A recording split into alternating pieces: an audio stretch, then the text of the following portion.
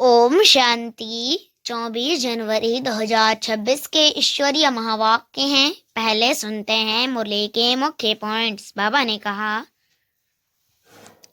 बाप जो पढ़ाई पढ़ाते हैं उसे बुद्धि में धारण कर औरों को पढ़ाना है। सबसे पहले हर एक को बाप का परिचय और सृष्टि चक्र का ज्ञान देना है। हम सब आत्मा रूप में भाई भाई हैं और हमारा बाप एक सुप्रीम सोल है। यह निश्चय पक्का होगा तो सर्वव्यापी जैसी भ्रांतियां समाप्त हो जाएंगी। आत्मा सतयुग और कलयुग दोनों में पाठ बजाती है। सतयुग में हर कर्म अकर्म होता है, कलयुग में विकार होने से कर्म विकर्म बन जाता है। अभी तुम संगम युग पर हो, जहाँ कर्म अकर्म विकर्म की पूरी समझ है। इसलिए अब कोई भी कर्म न करने का पुरुषार्थ करना है। बाप ही सृष्टि के आदि मध्य अंत का ज्ञान देने वाले टीचर हैं। यह ज्ञान 5000 वर्ष बाद ही फिर मिलता है, अभी के सिवाय कभी नहीं। सतयुग त्रेता है पवित्र दुनिया, जहाँ एक ही देवी देवता धर्म रहता है। द्वापर से रावण राज्य शुरू होता है और विकारों का प्रवेश होता है। और अब सुनते हैं महावाक्यों को विस्तार से। मुरली का सार। मीठे बच्चे, बाप तुम्हें जो पढ़ाई पढ़ाते हैं वह बुद्धि में रख सबको पढ़ानी है। हर एक को बाप और सृष्टि चक्र का परिचय देना है। प्रश्न, आत्मा सतयुग में भी पाठ बजाती और कलयुग में भी, लेकिन अंतर क्या है? उत्तर, सतयुग में जब पाठ बजाती है तो उसमें कोई पाप कर्म नहीं होता है। हर कर्म वहाँ अकर्म हो जाता है क्योंकि रावण नहीं है। फिर कलयुग में जब पाठ बजाती है तो हर कर्म विकर्म व पाप बन जाता है क्योंकि यहाँ विकार है। अब तुम हो संगम पर, तुम्हें सारा ज्ञान है। ओम शांति। अब यह तो बच्चे जानते हैं कि हम बाबा के सामने बैठे हैं। बाबा भी जानते हैं बच्चे हमारे सामने बैठे हैं। यह भी तुम जानते हो। बाप हमको शिक्षा देते हैं जो फिर औरों को देनी है। पहले पहले तो बाप का परिचय देना है क्योंकि सब बाप को और बाप की शिक्षा को क्योंकि सब बाप को और बाप की शिक्षा को भूले हुए हैं।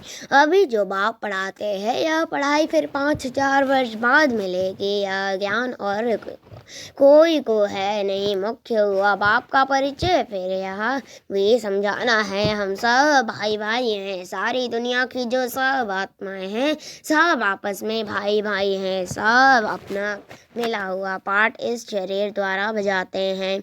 अब तो बाप आए हैं नई दुनिया में ले जाने के लिए जिसको स्वर्ग कहा जाता है, परंतु हम सब भाई पतित हैं। एक भी पावन नहीं, सभी पतितों को पावन बनाने वाला है ही एक बाप। यह है ही पतित विकारी भ्रष्टाचारी रावण की दुनिया। यह है हे पतित भ्रष्टाचारी रावण की दुनिया। रावण का अर्थ ही है 5 विकार। स्त्री में 5 विकार, पुरुष में। बाबा पर बहुत सिंपल रीति समझाते हैं। तुम भी ऐसे समझा सकते हो तो पहले यह समझाओ, हम आत्माओं का वह बाप है। हम आत्माओं का वह बाप है। हम सब ब्रदर्स हैं। पूछो यह ठीक है? लिखो, हम सब भाई भाई हैं। हमारा बाप भी एक है। हम सब सोल्स का वह है सुप्रीम सोल। उनको फादर कहा जाता है। यह पक्का बुद्धि में बिठाओ तो सर्वव्यापी आदि पहले निकल जाए। अल्फ पहले पढ़ना है। बोलो यह अच्छी रीति बैठ लिखो। आगे सर्वव्यापी कहता था, अब समझता हूँ कि सर्वव्यापी नहीं है। हम सब भाई भाई हैं। सब आत्माएं कहती हैं गॉड फादर परमपिता। पहले तो यह निश्चय बिठाना है कि हम आत्मा है, परमात्मा नहीं है। ना हमारे में परमात्मा व्यापक है, सब में आत्मा व्यापक है। आत्मा शरीर के आधार से पाठ बजाती है। यह पक्का कराओ। अच्छा, फिर वह बाप ही टीचर के रूप में बैठ समझाते हैं। लाखों वर्ष की तो बात ही नहीं, यह चक्र आदि एक्यूरेट बनाया है। इसको जानना पड़े। सतयुग त्रेता पास हुए, नोट करो। उसको कहा जाता है स्वर्ग और सेमी स्वर्ग, वह जहाँ देवी देवताओं का राज्य चलता है, वह 16 कलाएं, वह 14 कला। धीरे धीरे कलाएं कम होती जाती हैं। दुनिया पुरानी तो जरूर होगी ना, सतयुग का प्रभाव बहुत भारी है। नाम ही है स्वर्ग है वे नई दुनिया, उसकी ही महिमा करनी है। नई दुनिया में है ही एक आदि सनातन देवी देवता धर्म। पहले बाप का परिचय, फिर चक्र का परिचय दिया जाता है। चित्र भी तुम्हारे पास है निश्चय कराने के लिए। यह सृष्टि का चक्र फिरता रहता है। सतयुग में लक्ष्मी नारायण का राज्य था। त्रेता में राम सीता का यह हुआ आधा कल्प, 2 युग पास्ट हुआ, फिर आता है द्वापर कलयुग। द्वापर में रावण राज्य देवतावाम मार्ग में चले जाते हैं तो विकार के सिस्टम बन जाती है। सतयुग त्रेता में सब निर्विकारी रहते हैं। एक आदि सनातन देवी देवता धर्म रहता है। चित्र भी दिखाना है, ओरली भी समझाना है। बाप हमको टीचर बन ऐसे पढ़ाते हैं। बाप अपना परिचय खुद ही आकर देते हैं। खुद कहते हैं मैं आता हूँ पतितों को पावन बनाने, तो मुझे शरीर जरूर चाहिए, नहीं तो बात कैसे करूँ। मैं चैतन्य हूँ, सत हूँ और अमर हूँ। आत्मा सतो रजो तमो में आती है। आत्मा ही पावन और पतित बनती है, इसलिए कहा जाता है पतित आत्मा पावन आत्मा। आत्मा में ही सब संस्कार है। पास्ट के कर्म व विकर्म का संस्कार आत्मा ले आती है। सतयुग में विकर्म होती नहीं। सतयुग में विकर्म होते ही नहीं। कर्म करते हैं, पाठ बजाते हैं, परंतु वह कर्म अकर्म हो जाता है। गीता में भी अक्षर है। अभी तुम प्रैक्टिकल में समझ रहे हो, जानते हो बाबा आया हुआ है पुरानी दुनिया को बदलने, नई दुनिया बनाने। जहाँ कर्म अकर्म हो जाते हैं उसको ही सतयुग कहा जाता है और फिर जहाँ सब कर्म विकर्म होते हैं उसको कलयुग कहा जाता है। तुम अभी हो संगम पर, बाबा दोनों तरफ की बात समझाते हैं। सतयुग त्रेता तो है पवित्र दुनिया, वहाँ कोई पाप होता नहीं। जब रावण राज्य शुरू होता है तब भी पाप होते हैं। वहाँ विकार का नाम नहीं होता। चित्र तो सामने है, राम राज्य और रावण राज्य। बाप समझाते हैं यह पढ़ाई है, बाप के सिवाय और कोई नहीं जानता। यह पढ़ाई तो तुम्हारी बुद्धि में रहनी चाहिए। बाप भी याद आता है, चक्र भी बुद्धि में आ जाता है। सेकंड में सब याद आ जाता है। वर्णन करने में देरी लगती है। इनके 3 फाउंड है। इनके 3 फाउंटेन है। झाड़ ऐसा होता है, बीज और झाड़ सेकंड में याद आ जाएंगे। यह बीज फलाने झाड़ का है, ऐसे इनके फल निकलता है।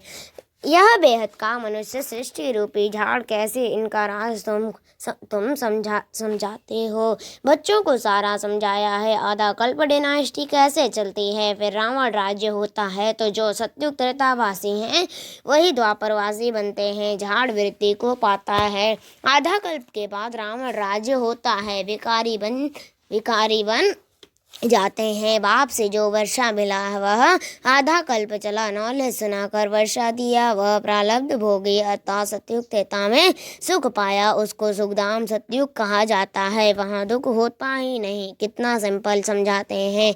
एक को समझाते हो या बहुतों को समझाते हो तो ऐसे अटेंशन देना, बोलो नोट करते जाओ। कोई शंका हो तो पूछना। जो बात कोई नहीं जानता वह हम समझाते हैं। तुम कुछ भी जानते नहीं हो, पूछेंगे फिर क्या। बाबा तो इस बेहद झाड़ का राज समझाते हैं। यह नॉलेज अभी तुम समझते हो। बाप ने समझाया है तुम 84 के चक्र में कैसे आते हो। यह अच्छी रीति नोट करो, अच्छी रीति नोट करो तो फिर इस पर विचार करना है। जैसे टीचर ऐसे निबंध देते हैं तो फिर घर में जाकर रिवाइज कराते हैं ना। तुम भी यह नॉलेज देते हो, फिर देखो क्या होता है, पूछते रहो, एक एक बात अच्छी रीति समझाओ।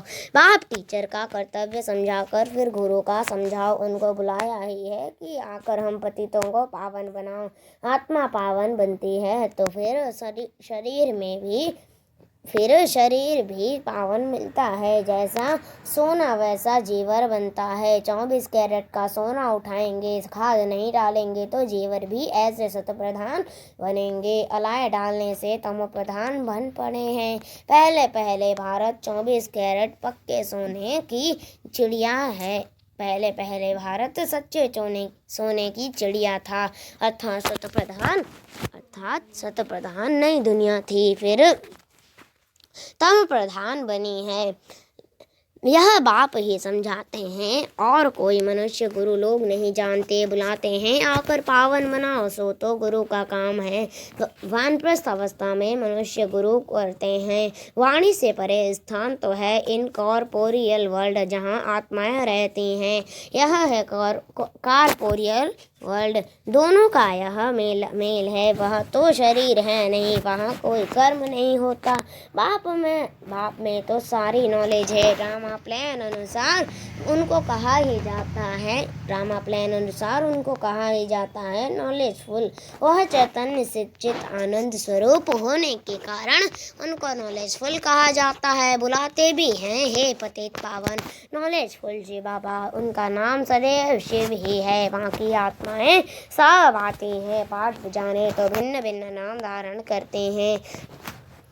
बाप को बुलाते हैं परंतु उनको कुछ भी समझ नहीं रहते। वह जरूर भाग्यशाली रथ भी होगा जिसमें बाप प्रवेश कर तुमको पावन दुनिया में ले जाए। तो बाप समझाते हैं मीठे मीठे बच्चों मैं उनके तन में आता हूँ जो बहुत जन्म के अंत में है। पूरा 84 जन्म लेते हैं। भाग्यशाली रथ पर आना पड़ता है। पहले नंबर में तो है श्री कृष्ण, वह है नई दुनिया का मालिक। फिर वही नीचे उतरते हैं, गोल्डन से सिल्वर, कॉपर आयरन एज में आकर पड़ते हैं। फिर तुम आयरन से गोल्डन बन रहे हो। बाप कहते हैं सिर्फ मुझे अपने बाप को याद करो जिसमें प्रवेश किया है। उनकी आत्मा में तो जरा भी नॉलेज नहीं थी। इनमें मैं प्रवेश करता हूँ, इसलिए इनको भाग्यशाली रथ कहा जाता है। नहीं तो सबसे ऊंच तो यह लक्ष्मी नारायण है। इनमें प्रवेश करना चाहिए परंतु उनमें परमात्मा प्रवेश नहीं करते, इसलिए उनको भाग्यशाली रथ नहीं कहा जाता है। रथ में आकर पतितों को पावन बनाना है तो जरूर कलयुगी तम प्रधान होगा ना। खुद कहते हैं मैं बहुत जन्मों के अंत में आता हूँ। गीता में भी अक्षर एक्यूरेट है। गीता को ही सर्वशास्त्र में शिरोमणि कहा जाता है। इस संगम युग पर ही बाप आकर ब्राह्मण कुल और देवता कुल स्थापन करते हैं। बाप बहुत जन्मों के अंत में अर्थात संगम युग पर ही बाप आते हैं। बाप कहते हैं मैं बीज रूप हूँ। श्री कृष्ण तो है सतयुग का रहवासी, उनको दूसरी जगह तो कोई देख न सके। पुनर्जन्म में तो नाम रूप देश काल सब बदल जाता है, फीचर्स ही बदल जाते हैं। पहले छोटा बच्चा सुंदर होता है, फिर बड़ा होता है, वह फिर शरीर छोड़ दूसरा छोटा लेता है। यह बना बनाया खेल ड्रामा के अंदर फिक्स है। दूसरा शरीर लिया तो उनको श्री कृष्ण नहीं कहेंगे। उस दूसरे शरीर पर नाम आदि फिर दूसरा पड़ेगा। समय फीचर्स तिथि तारीख आदि सब बदल जाता है। वर्ल्ड की हिस्ट्री ज्योग्राफी हूबहू रिपीट कहा जाता है, तो यह ड्रामा रिपीट होता रहता है। सतो रजोतमो में आना ही है। सृष्टि का नाम, युग का नाम सब बदलते रहते हैं। अभी यह है संगम युग में आता ही हूँ संगम पर। मैं तुमको सारी दुनिया के हिस्ट्री ज्योग्राफी सत्य बताता हूँ, आदि से लेकर अंत तक, और कोई भी जानता ही नहीं। सतयुग की आयु कितनी थी यह पता न होने कारण लाखों वर्ष कह देते हैं। अभी तुम्हारी बुद्धि में सब बातें हैं। तुम्हें अंदर में यह पक्का करना है कि बाप टीचर सतगुरु हैं, जो फिर से सत प्रधान बनने के लिए बहुत अच्छी युक्ति बताते हैं। गीता में भी है, देह से देह की सब धर्म छोड़ो, अपने को आत्मा समझो, वापिस अपने घर जरूर जाना है। भक्ति मार्ग में कितनी मेहनत करते हैं भगवान पास जाने के लिए। वह है मुक्ति धाम, कर्म से मुक्त हम इनकॉर्पोरियल दुनिया में जाकर बैठते हैं। पारधारी घर गया तो पाठ से मुक्त हुआ। सब चाहते हैं हम मुक्ति पाए, मोक्ष तो किसको मिल न सके। यह ड्रामा अनादि अविनाशी है। कोई कहे यह पाठ आने जाने का हमको पसंद नहीं, परंतु इसमें कुछ कर न सके। यह अनादि ड्रामा बना हुआ है, एक भी मोक्ष पा नहीं सकते। वह सब हैं अनेक प्रकार की मनुष्य मत। यह है श्रीमत श्रेष्ठ बनाने के लिए। मनुष्य को श्रेष्ठ नहीं कहेंगे, देवताओं को श्रेष्ठ कहा जाता है। उन्हों के आगे सब नमन करते हैं, तो वह श्रेष्ठ ठहरे ना। श्री कृष्ण देवता है वैकुंठ का प्रिंस। वह यहाँ कैसे आएगा ना। उसने गीता सुनाए, शिव के आगे जाकर कहते हैं हमको मुक्ति दो। वह तो कभी जीवन मुक्त जीवन बंद में आते ही नहीं, इसलिए उनको पुकारते हैं मुक्ति दो। जीवन मुक्ति भी वह देते हैं। अच्छा, मीठे मीठे सिखले दे बच्चों प्रति माता पिता बाप दादा का याद प्यार गुड मॉर्निंग। रूहानी बाप की रूहानी बच्चों को नमस्ते। हम रूहानी बच्चों की रूहानी माता पिता बाप दादा को याद प्यार और गुड मॉर्निंग। नमस्ते नमस्ते नमस्ते, शुक्रिया बाबा शुक्रिया। धारणा के लिए मुख्य सार फर्स्ट पॉइंट, हम सब आत्मा रूप में भाई भाई हैं। यह पाठ पक्का करना और कराना है। अपने संस्कारों को याद से संपूर्ण पावन बनाना है। दूसरा, 24 कैरेट सच्चा सोना यानी सत प्रधान बनने के लिए कर्म की गुह्य गति को बुद्धि में रख अब कोई भी कर्म नहीं करना है। वरदान, घबराने की डांस छोड़ सदा खुशी की डांस करने वाले मास्टर नॉलेजफुल भाव विस्तार। जो बच्चे मास्टर नॉलेजफुल हैं वह कभी घबराने की डांस नहीं कर सकते। सेकंड में सीढ़ी नीचे, सेकंड में ऊपर। अब यह संस्कार चेंज करो तो बहुत फास्ट जाएंगे। सिर्फ मिली हुई अथॉरिटी को, नॉलेज को, परिवार के सहयोग को यूज करो। बाप के हाथ में हाथ देकर चलते रहो तो खुशी की डांस करते रहेंगे। घबराने की डांस हो नहीं सकती, लेकिन जब माया का हाथ पकड़ लेते तो वह डांस होती है। स्लोगन, जिनका संकल्प और कर्म महान है वही मास्टर सर्वशक्तिवान है। अव्यक्त इशारे, इस अव्यक्ति नाश में बंधन मुक्त रह जीवन मुक्त स्थिति का अनुभव करो। मास्टर से कालदर्शी बनकर हर कर्म हर संकल्प करो व वचन बोलो तो कोई भी कर्म व्यर्थ व अनर्थ वाला नहीं हो सकता। त्रिकालदर्शी अर्थात साक्षीपन के स्थिति में स्थित होकर इन कर्मेंद्रियों द्वारा कर्म करेंगे तो कर्म के वशीभूत नहीं होंगे। सदा कर्म और कर्म के बंधन से मुक्त बन अपनी ऊंच स्टेज को प्राप्त कर लेंगे। अच्छा, ओम शांति।